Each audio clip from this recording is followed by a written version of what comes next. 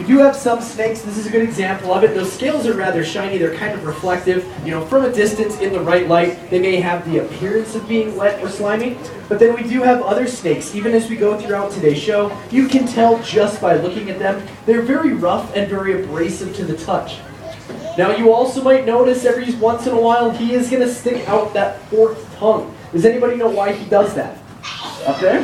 Taste the air for prey. Exactly. He's finding which kid he's going to eat next. He's a genius.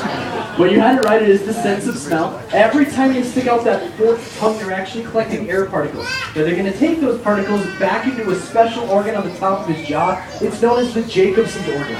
Now, the sense of smell is the most important sense to a snake. They will use it over any other, especially when it comes to identifying their food. Now, as I said, we do often compare him to a garter snake because, like one, he doesn't have the ability to kill his prey. Instead, all he's going to do is strike and then bite onto an animal and start to swallow it. For the snake, that of course ensures that he is getting the freshest meal that he can find. But for a lot of the animals that he's going to try to eat, you know, they're more than likely going to object to this process. And a lot of the times it will be rather violent objection. You are going to see some injuries up and down their body. And the snakes, other snakes, they don't see the convenience in that. They would much rather kill whatever they intend to eat before eating it. And that really ends up being our primary focus for today's show. We are going to take a look at the two different ways that snakes kill their prey, starting out with the constrictors. Now, normally when people think about constrictors, right away they're thinking about those giant snakes in the world. And actually, you'd be correct in assuming so. Because the two largest snakes in the world will both use constriction. It do look like it's going to be the green anaconda out of South America. They can actually grow anywhere between 23 and 25 feet. They're going to weigh in excess of 300 pounds. The other true giant, the reticulated python out of southeastern Asia, we can actually see him get anywhere between 25 and 30 feet. Now this guy right here, this is a Burmese python. We're going to find them throughout Central and Southern Asia. India. They can grow anywhere right at about 16 to 20 feet in length. Now, he will use that constriction. The first thing he's going to do is strike and bite onto an animal. Now, their teeth are sharp. They're curved to the back of his mouth. It's honestly like he has a mouth full of fish hooks, in the sense that once he bites on, that animal's not going to get away. Now, the snake's going to make doubly sure of that by then wrapping his entire body, his coils around it. And from there, that's where we see that squeezing begin. So every time the animal exhales, lets out a little bit of air, the snake is going to tighten those coils. Now the animal's going to exhale again, the snake will then tighten even more. Now this is a process, it's going to keep on going just like that until the animal runs out of oxygen, inevitably dying of suffocation. Now we do have some people with larger species of snake like this, they assume that constriction process is a bone-crushing force, you know, flattening the bones, making it easier for these guys to swallow. But it's pretty much the exact opposite to that. The body of the prey will remain fully intact. It's really all about that lack of oxygen, the suffocation.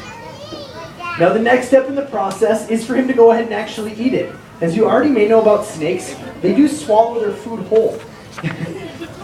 Now it's not going to be the limitation that it would be for you or I, because like all snakes, he doesn't actually have a chin, so his two lower jawbones, they're not connected. The only limitation to how large of an animal he can eat is how far his skin will stretch. Now, like all snakes, they have rather elastic skin, means that he can eat something that is 2 to 3 times his original diameter.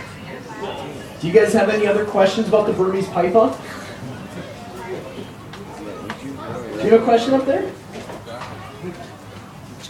How do we what? How do we get him out?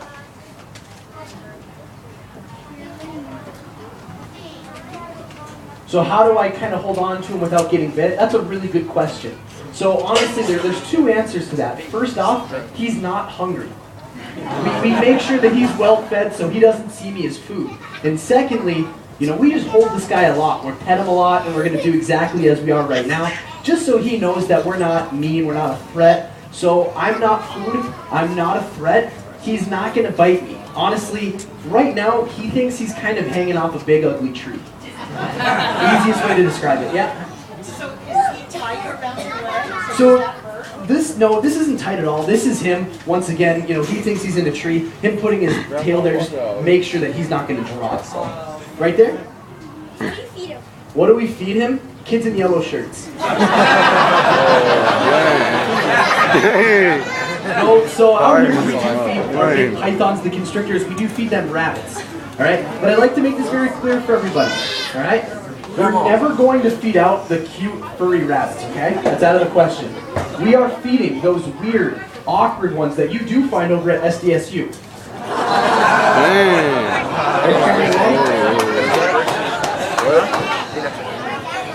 Yeah, it is. South Dakota State University. Yeah? Yeah, he is. Yeah. Oh, let's talk about the guy that tried to get swallowed by the anaconda. Yeah, that was incredibly terrible. So this snake, you know, if we didn't feed him for a long time, he could get desperate enough, he could get hungry enough that he might try it. But out here, you know, especially because we work with these guys so much, we really don't want that to even be a thought.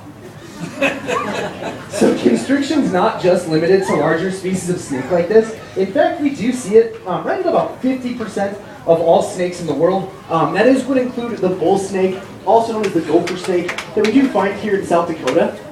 Now, constriction also, it's not just limited to larger species. It's also not going to be the most convenient way for a snake to actually kill their prey, because you do still see some of that prolonged contact that of course can still lead to some injuries. So other snakes, they find that it's even more convenient to actually kill whatever they intend to eat through the use of venom. Now actually in the world, there are 3 different groups of venomous snake, and we are going to be taking a look at each and every group. But we're going to start out with what we consider to have the most primitive use of their venom, and they are known as the rear-fanged snakes. Now, rear-fanged snakes, they are going to have these enlarged teeth located near the back of their mouths. They have these grooves or these channels that are actually built into them.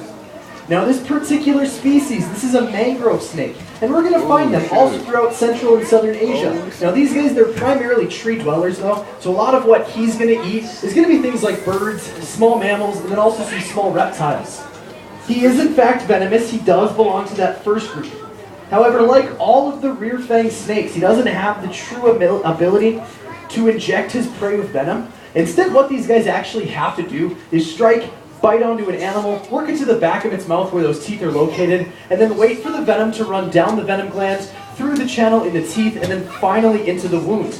Now, a process like that, it's definitely going to take a little bit more time. And so some species of rear-fanged snake that have more of a mild venom, you know, they will make sure that their food's not going to get away by using constriction as a secondary method. Now, the vast majority of these guys, they do not have a capability to kill a creature the size of a human. It doesn't mean I'm going to give them a chance to try, however. And their venom is, there is one exception to that in the boomslang. Boomslangs do have a very nasty, potent venom. They have been known to cause quite a few human fatalities. But like I said, if we had to argue, we would say that the rear-fanged snakes really do have the most primitive use of that venom, really because of where those teeth are located. Now, the next 2 groups of venomous snakes, they are going to use that venom a lot quicker and a lot more efficiently. The reason for that is their teeth are going to be located near the front of their mouth, and they're not going to be enlarged teeth. They're instead going to be hollowed out tubes. Now, these tubes run up to a venom-ducted gland in their head, over top of which is going to be a muscle that'll press down onto it. The system does actually work quite similar to that of a hypodermic needle. Alright, now, does anybody want to take a guess at what snake I have here? I'll give you one hint. This is a snake we can find in the United States. Yep. So this is a cottonmouth, also known as a water moccasin. And it's a venomous snake, like I said, found in the United States, southeastern portions, really anywhere between eastern Texas all the way into Florida. Now, they do belong to the second group that we're going to talk about, known as the vipers. And like all vipers, their fangs can get quite long. This guy right here, they're just about 1/4 of an inch long. The longest in any venomous snake are that of the gaboon viper, and those can be just under 2 inches long.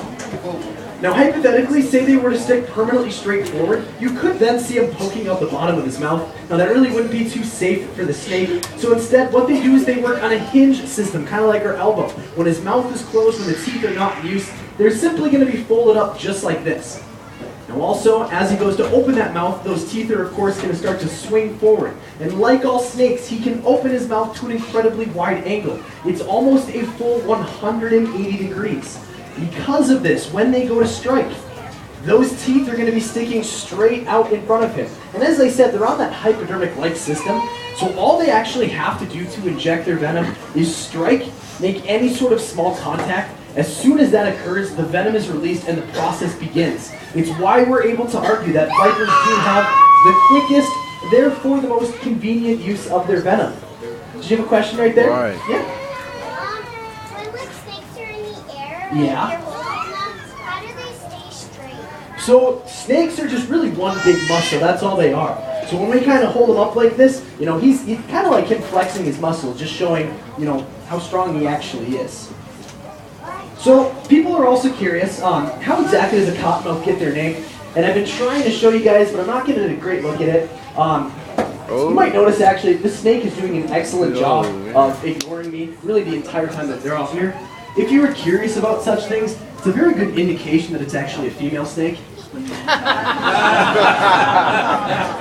But on the inside of his mouth is going to be a bright white, a pink coloration. When they feel threatened, when they feel like they're about to get harmed or killed, you'll see him open that mouth really wide, and that's going to create a natural contrasted color between that bright white and the dark exterior. In nature, that sort of a color contrast is going to serve as a natural warning to all predators that he does have a defense in their venom, much like that of a skunk being a black and white coloration. You know, that of course serving as a warning for their smell.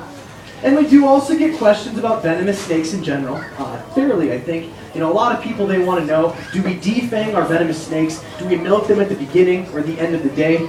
I'll let you guys know, every single venomous snake that you're going to see, they have their fangs, they have their venom, they can use it at any moment.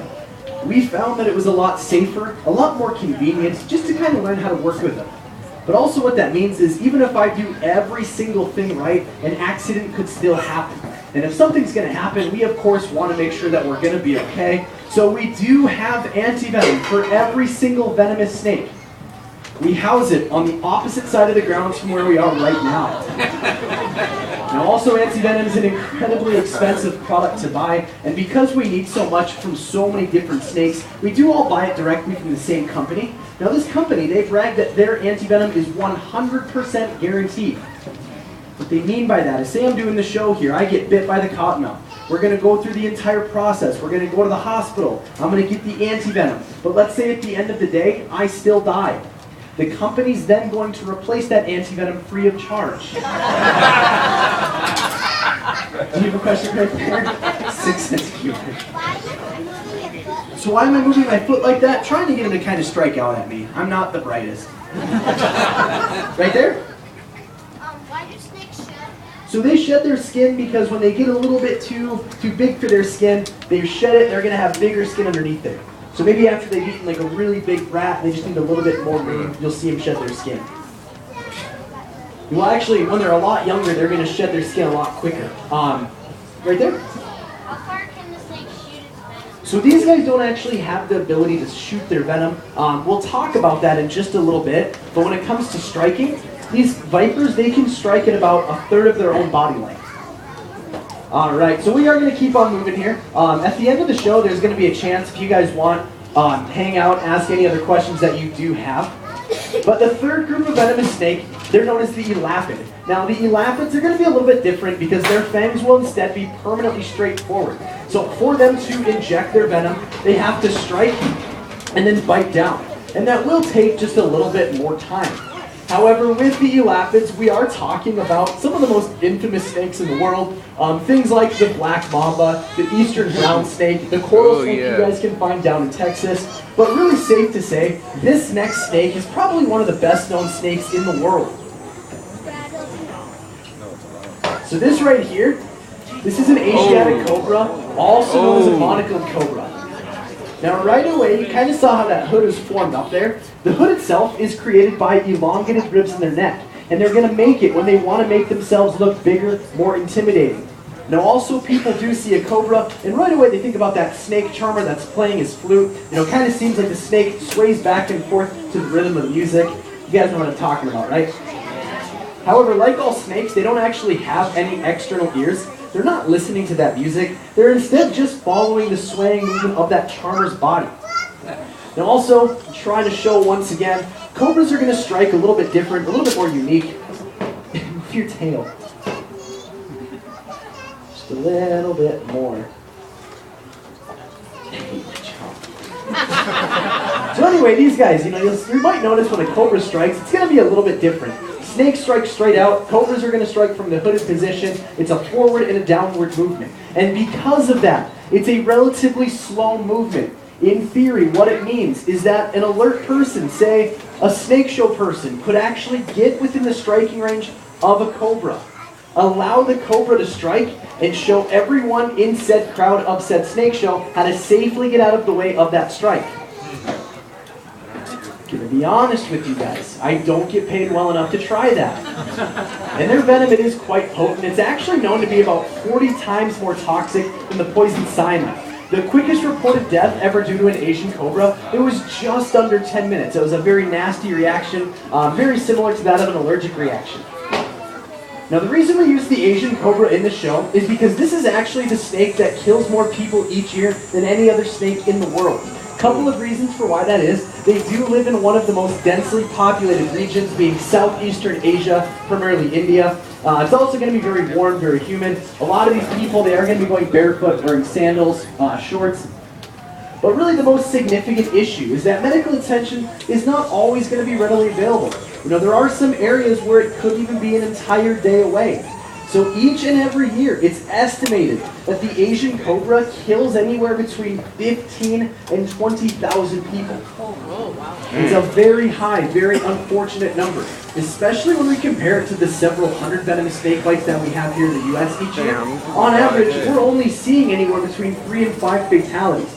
And that really can go to show how quick, how attentive both our medical attention and our anti-venom has become. Why? I do actually have a question of my own for you guys.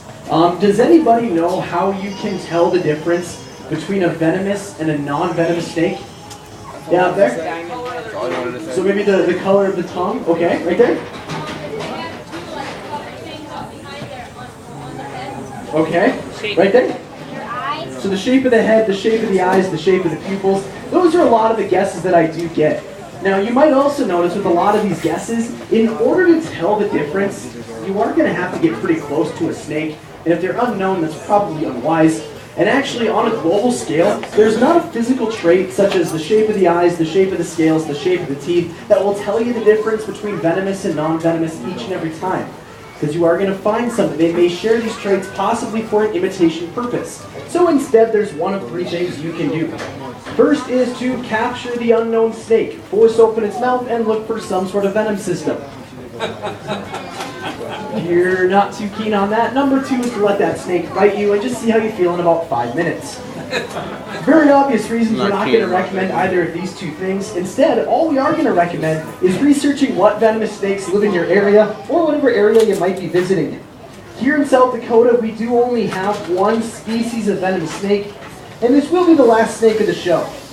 You guys might be able to hear him now. Guys, what do I have?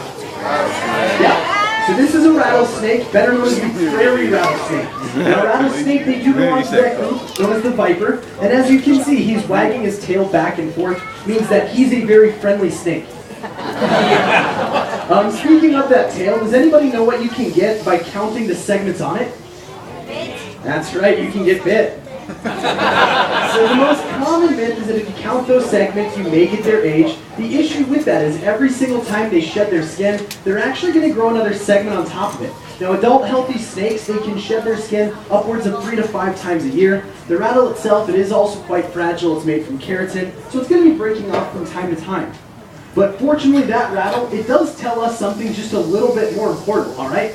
Rattlesnakes are always going to rattle before they strike. Unless, of course, they strike and then rattle later. There is no correlation between these movements. In fact, if you think about it, there's no exception to this rule right here. No animal in nature needs permission from their butt to strike. But we are going to find snakes, both venomous and non-venomous, that when they're feeling threatened, they will shake their tail back and forth. Yep, and you guys can stay right there, but can I just have you sit down for me so the people behind you can see? Thank you very much. But like I said, these guys, they're not going to need permission. We're going to find snakes, venomous, non-venomous, like the bull snake, the cottonmouth. They'll shake their tail back and forth. They do just have a loud indication to go with it. And can you guys hear that noise all right? Yeah.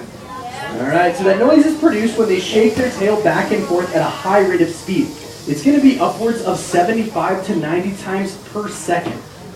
Now when they shake their tail, there's actually no rattling taking place. All that's occurring are those little segments. They're clicking back and forth off of each other at that high rate of speed, and it's enough to produce that noise. Now, as I said, we do find these snakes here in South Dakota. You're going to find them in a lot of West River. Honestly, up in the hills here, on the plains, and then out in the Badlands as well. But rarely do we have a lot of issues with them. And honestly, the reason for that is because we live in a very natural area. There's a lot of hiding places for these guys to go. If they feel us coming along. But we also should know what to do if we ever have an interaction with one. So say you guys are out, it's a beautiful, warm, sunny day, just like we have here today. You know, you're up on a hiking trail, out in the Badlands, up in the Black Hills. You're walking and you just hear that noise. What are you going to do? So normally when I ask this question, people yell things like run, jump, scream, cry, push my husband in the way. A couple of years ago there was a kid right where you guys are at that even told me stop, drop, and roll. Now a lot of these reactions, a lot of these answers are react first and think later. And by that I mean you hear that noise and you run. And the issue with that is if you're basing the location of that noise on a split second of that happening, you probably don't know where that snake is at. And you start to run, you could actually be going towards it, you could even step on it. And those sorts of things are not going to end well. They're going to lead to a very long, very painful couple of days, even a couple of weeks. So the safest thing you guys can do if you ever do hear that rattling noise is honestly just to simply stop your movement. Now, as soon as you do this, you got to start to listen up, really kind of look around, locate where that snake is at. After you find him, then you can take slow steps in the opposite direction. However, there are people out there that would much rather capture or kill the snake, and if you'd like, by all means, go ahead. You just can't blame the snake for what's going to happen next. Each and every year, more venomous snake bites in the United States occur in people that are trying to mess around with them.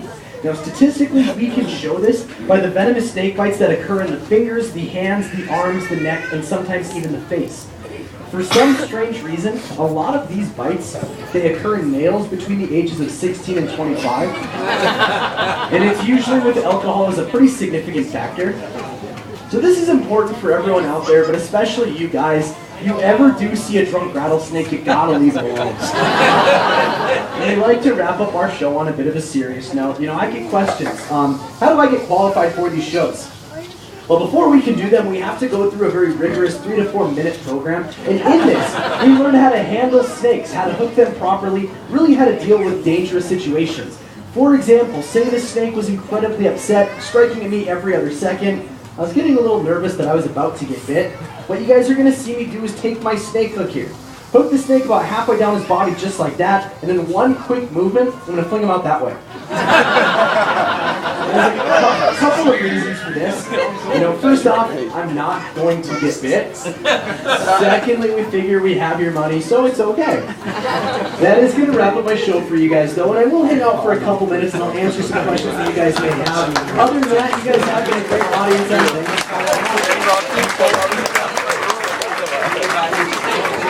By the way, though, I answer your question.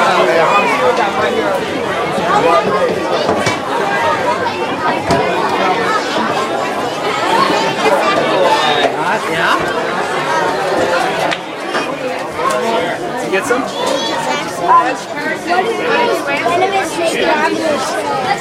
That cobra.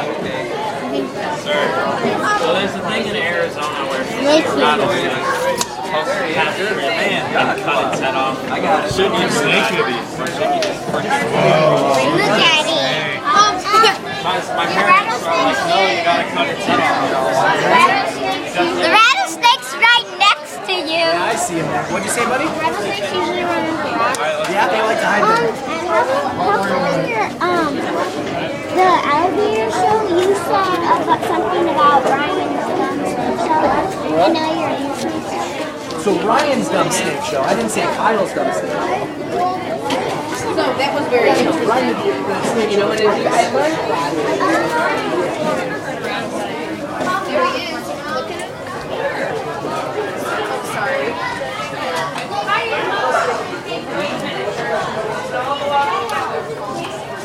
Of course, my phone powered off.